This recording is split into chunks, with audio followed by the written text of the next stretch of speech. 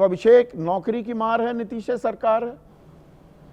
12 साल हो गए, 12,000 अभ्यर्थी घूम रहे हैं, नतीजे पहले पास कर दिया जाता है, फिर खारिज कर दिए जाते हैं। अब वो कह रहे हैं भैया आत्मदाह करने के अलावा कोई रास्ता।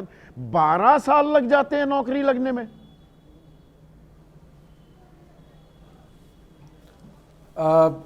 मैं थोड़ा करेक्ट कर देता हूं संदीप जी, आपने जो लाइन कही नीतीश कुमार जी के बारे में, बिहार में नौकरियों की बहार है। अच्छा, क्योंकि नीतीश कुमार है।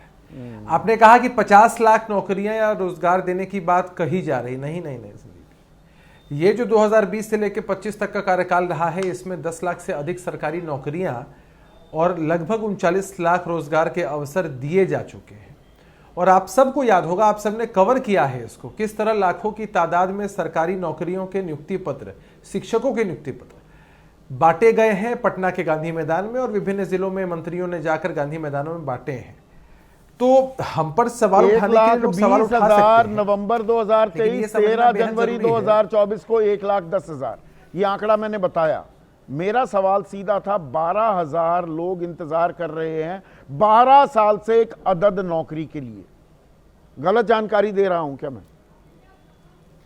देखिए सर, संदीप जी, आप जिस मसले की चर्चा कर रहे हैं वो that is a special case, और उस स्पेशल केस को डिपार्टमेंट देख रहा है। लेकिन 12,000 जिन नौकरियों की चर्चा आप जब उनकी 60 साल की उम्र हो जाएगी तब आप नौकरी, अगर नीतीश कुमार जी के उनको नौकरी दे देंगे। जैसे अशोक चौधरी की नौकरी लग गई, असिस्टेंट प्रोफेसर हो गए। भाई आपके ग्रामीण कार्य मंत्री, बधाई हो आपको, आपकी सरकार को 5 साल में नौकरी दे ही दी उन्हें, असिस्टेंट प्रोफेसर लगवा दिया। आवेदन तो दिया था 2020 में, या ये भी जानकारी गलत दे रहा हूं मैं फिर वही कह रहा हूं संदीप जी कि हम अपवाद को संवाद का कारण नहीं बना सकते हैं। हमें ये भी देखना जरूरी है कि नीतीश कुमार जी ने अपने शासनकाल में 6,11,520 से अधिक शिक्षकों की नियुक्ति की है। 2005 से 2021 तक ये आंकड़ा 3,49,000 था। नहीं, मैं फिर यहाँ पर थोड़ा रोकना चाहूंगा। नियुक्ति की है या जो खाली पड़े थे पद उनकी भरपाई हो रही है? कुल नौकरियां, सरकारी नौकरियां बिहार में 6,27,000 हैं, और कुल पद जो भरे हुए हैं वो 11,54,000, 4.5 लाख, 4,73,000 पद तो खाली पड़े हैं, उन्हीं को ही भर रहे हैं ना। अभी तो नई नौकरियां थोड़ा सृजित हो रही हैं। नहीं नहीं नहीं संदीप जी, मैं आपको एक बात बता, मैं एकदम हो रही है। नहीं, नई नौकरियां सृजित होती है, कैबिनेट के डिसीजंस के माध्यम से सृजित होती हैं। और जिस तरह से टीचर्स की बहाली इतनी बड़ी संख्या में हुई है, उसी तरह सिपाहियों की भर्ती भी। आपको जानकर बहुत ताजुब होगा कि 1990 से लेकर 2005 तक का जो कार्यकाल रहा, उसमें 19,538 सिपाहियों की भर्ती हुई। और नीतीश कुमार जी ने अपने 20 वर्षों के शासनकाल में उससे लगभग 12-15 गुना अधिक, 2,25,000 से अधिक सिपाहियों की नियुक्ति की है। वैसे ही अगर शिक्षकों की बात की जाए तो 33,499 शिक्षक बहाल हुए थे 1990 से लेकर 2005 तक, और अब ये जो 20 वर्षों का कार्यकाल रहा है उसमें 6,11,000 से अधिक हुए हैं। तो लगातार नए पद सृजित होते हैं और उसके बाद वैकेंसीज निकलती हैं। प्रदर्शन क्यों हो रहे हैं फिर? ये युवा, देखिए सबसे युवा प्रदेश तो है ना अभिषेक। 22 साल की औसत उम्र है, 25 साल से कम आपकी 58% आबादी 25 साल से कम उम्र की है। तो ये रोज बरोज, कल प्रदर्शन हुआ, ये नर्सों का प्रदर्शन हो रहा है, 27 अगस्त को शिक्षक का प्रदर्शन हुआ था, राशन डीलर 22 अगस्त को प्रदर्शन कर रहे थे, एसटीईटी के अभ्यर्थी 18 अगस्त को कर रहे थे, छात्रों का प्रदर्शन 1 अगस्त को हो रहा था। इतने प्रदर्शन क्यों हो रहे हैं? इतने परेशान और इतने हलकान क्यों घूम रहे हैं बिहार के युवा? नहीं, ऐसा है संदीप जी कि मैंने जो आंकड़े आपके सामने प्रस्तुत किए वो अखबारों के माध्यम से, टीवी चैनल्स के माध्यम से सबके पास हैं। जिनके घर में सरकारी नौकरियां मिली हैं वो अत्यंत खुश हैं, संतुष्ट हैं। उनकी एक बहुत बड़ी संख्या है, छोटी संख्या ही सही, हम उसको इग्नोर नहीं कर सकते हैं। जो लोग अभी असंतुष्ट हैं, जो अभी रोजगार की तलाश में हैं या जिनकी मांगे सरकार से है, सरकार ने उन सभी दिशाओं में काम किया है। रोजगार की अगर आप बात करें तो महिलाओं के लिए जिस तरह से रोजगार योजना अभी चलाई गई है, जिस तरह से महिला उद्यमी योजना पहले से थी, युवा उद्यमी योजना के माध्यम से इतनी बड़ी राशि लोगों को उपलब्ध कराई गई, 1 करोड़ रोजगार देने का लक्ष्य है। तो अभी चुनाव का समय हमें लगता है कि लक्ष्य 2 करोड़ रोजगार देने का भी था केंद्र में, या हमारे जो लोग 11 साल में 22 करोड़ रोजगार दे दिए ना मोदी सरकार ने। ऐसे ही आप भी दे देंगे अगले 5 साल में 1 करोड़ रोजगार। नहीं संदीप, हम तो लायबल नहीं है। 2014 में सरकार बनी थी, उस वक्त हम सरकार का हिस्सा नहीं थे, बाद में तो हो गए ना। आज की डेट में हम मजबूती से एनडीए का हिस्सा हैं और हमारी प्राथमिकता है। देखिए, बिहार के परिप्रेक्ष्य में हम यहाँ बात कर रहे हैं और अकाउंटेबल हम पूरी तरीके से बिहार को लेकर के हैं। आप ही समझिए ना कि आपने बिहार जैसा मॉडल कहां देखा है संदीप जी? कहां आपने देखा है कि मेला लगाकर सरकारी नौकरियों के नियुक्ति पत्र बांटे जाते हैं, मेला लगाकर रोजगार के अवसर दिए जाते हैं? तो 2 बार मेले लगे, उसी को गिनवा रहे हैं। पहले तो कहा करते थे नौकरियां कौन सी पेड़ पे लगती हैं, ऐसे कहां से आ जाएंगे पैसे? नहीं, मैं उसको क्लैरिफाई कर दूं। अगर आपने तेजस्वी यादव जी का डायलॉग अगर रिपीट करके मुझसे सवाल पूछा है तो आप मुझे समय दीजिए, मैं क्लैरिफाई कर देता हूं। तेजस्वी यादव जी कहते थे कि हम सीएम बनेंगे और पहली कलम से हम 10 लाख सरकारी नौकरियां दे देंगे। ये प्रैक्टिकली पॉसिबल नहीं है। पद सृजित होते हैं, वैकेंसीज निकलती हैं, एडवर्टाइजमेंट निकलता है, परीक्षाएं होती है, तब नियुक्तियां होती हैं। ये बातें पॉइंट आउट करके नीतीश कुमार जी ने कही हैं कि ऐसे ही क्या जादू की छड़ी चलाइएगा और सीधा नौकरियां चली आएंगी सबके पास। इतने पैसे आप कहां से ला सकते हैं?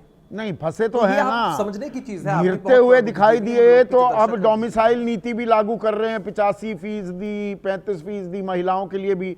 अब मुझे ये बताइए, 2 धारी तलवार नहीं है क्या अभिषेक भाई? यूपी में जितनी सेवाएं हैं, यूपी पीसीएस जो है इम्तिहान, उसमें बिहारी सबसे ज्यादा इम्तिहान देते हैं कि नहीं देते? हरियाणा में देते हैं, हिमाचल में देते हैं, राजस्थान में देते हैं। वहां पे सरकारी अब आपको या बिहार के लोगों को नौकरियां क्यों लेने देगी? ये तो मजबूरी का नाम महात्मा गांधी कर रहे हैं आप, डोमिसाइल नीति लागू करनी पड़ी। बड़ी विचित्र स्थिति है, बहुत विचित्र स्थिति है संदीप जी। जब डोमिसाइल नीति लागू नहीं होती थी तब भी लोग कहते थे कि डोमिसाइल नीति लागू नहीं हो रही है, बिहार के लोगों की हकमारी हो रही है। हम इस बात को पॉइंट आउट करते थे कि टेक्निकली भी 100% डोमिसाइल नीति लागू नहीं तो चुनाव की मजबूरी ने करने, इसीलिए मुझे पता है ना आप पहले क्या कहते थे। अब चुनाव से पहले फंसे, नौकरियों की मार है, नीतीश सरकार है, तो लो जी, हम तो डोमिसाइल की बात भी मान लेंगे। ये विशुद्ध राजनीति कर रहे हैं ना। एक आंकड़ा मैं आपके सामने शेयर करता हूं संदीप जी, प्लीज।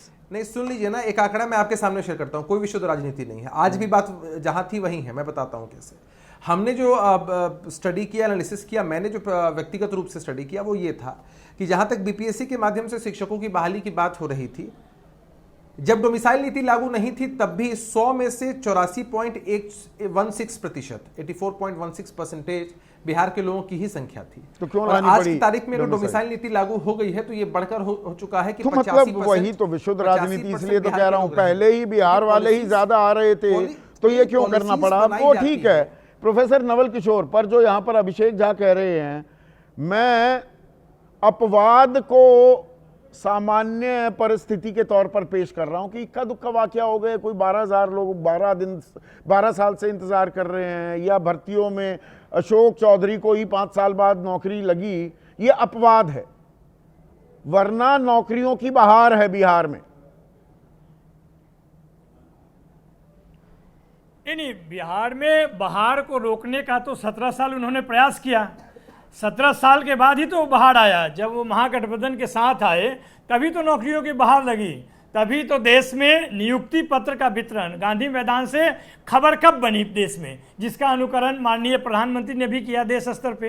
तो ये सबको दिखता है कि आपने नौकरियां, रिक्तियों के आधार पर जो नौकरियां हैं, सृजन का तो छोड़ दीजिए, रिक्तियों के आधार पर जो नौकरियां थी उसको आपने 17 साल तक रोक के रखा था। ये पूरा देश जानता है। और उस समय जब तेजस्वी जी बात कर रहे थे पहली हस्ताक्षर से नौकरी देने के लिए 10 लाख का रिक्तियों के आधार पे, तब माननीय राजनीति है, पहले हस्ताक्षर से 10 लाख नौकरियां मिल जाती हैं क्या?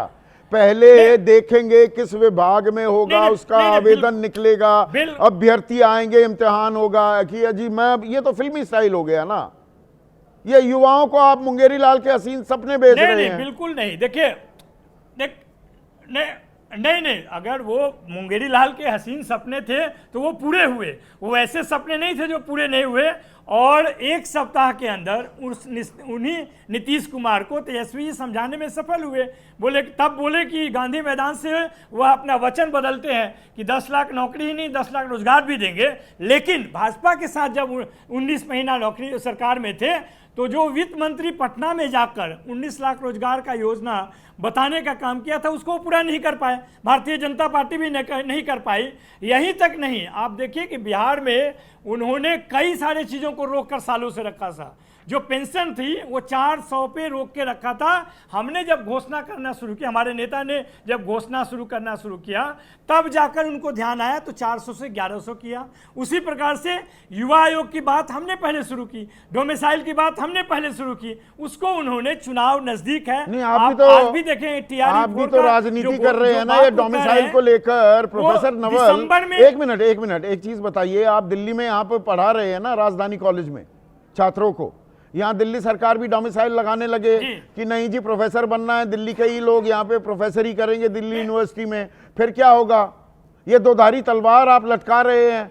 बिहारी युवाओं के लिए बाकी जगह रोजगार के अवसर सीमित कर रहे हैं आप इस राजनीति के जरिए। नहीं संदीप जी, देखिए पहले तो दिल्ली विश्वविद्यालय जो है वो केंद्रीय विश्वविद्यालय है। हाँ, ये अलग बात है कि पटना विश्वविद्यालय के केंद्रीय विश्वविद्यालय नीतीश कुमार जी नहीं मनवा पाए, ये अलग बात है। कई राज्य जैसे बिहार जैसा राज्य जो है वह 2000 के बाद लगातार सीमित साधनों में जी रहा है और उसमें अगर वहाँ के युवाओं को, जबकि सबसे युवा प्रदेश है बिहार में, ऐसा नहीं है कि वहाँ पे कोई हम अन्याय कर रहे हैं किसी के साथ। सबसे ज़्यादा नौकरी के लिए जो लोग हैं, जो बच्चे हैं वो बिहार में हैं। आप नौकरी की बात करते हैं, वहाँ विश्वविद्यालय महाविद्यालय की हालत देख लीजिए। कई सारे विश्वविद्यालय महाविद्यालय हैं जहाँ पर की प्रयोगशाला नहीं है, लैब नहीं है, जहाँ पर कक्षाएं नहीं लगती हैं, जहाँ पर समय से इम्तहान नहीं होता है। बहुत सारी समस्याएं हैं जिसका कि नीतीश कुमार ने भारतीय जनता पार्टी से वो आज तक बिहार को देने में सफल रोड मैप है किसी के पास, ये बड़े बड़े आंकड़े बता दिए जाते हैं, कोई 10 लाख कहेगा, कोई 20 लाख कहेगा, कोई करोड़ कहेगा। बाकायदा किस विभाग में कितनी नौकरियां दी जाएंगी, ये रोड मैप, ये वो खाका कोई बताने को तैयार क्यों नहीं है? नहीं, हम उसी के आधार पर अपनी बात रखते हैं। जब हमने बात की, इन सारे नौकरियों की बात की, तो रिक्तियों के आधार पर किया था। वो हो सकता है, संभव है, वो हुआ भी।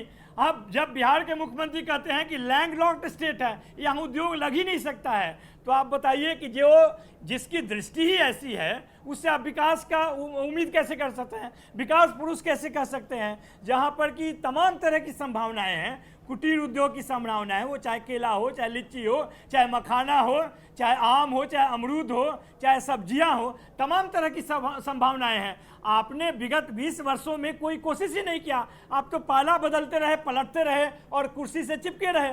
आपके साथ जो लोग थे नहीं, पर रोड मैप कोई सही मायने में दिखा पा रहा है।